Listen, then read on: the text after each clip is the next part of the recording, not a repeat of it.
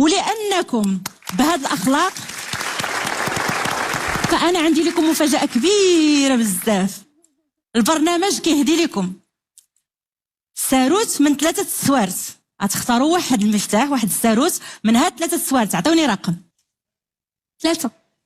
رقم ساروت الحصانه. شنو هي الحصانه؟ انا غنشرح لك شنو هي الحصانه. الحصانه لاله هي في هاد البرايم واخا تجيب اقل نقطه ما غتمشيش في حال. يعني كيبقى الترتيب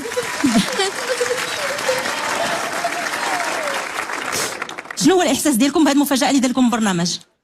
الصراحه انا فرحانه بزاف، قسما بالله فرحانه قد السما. انا فرحانه بزاف. حنايا في الاول المسابقه كنا خاسرين. انا كنت كنقول لعيماد اعمل هادي اعمل هادي، كان متوتر.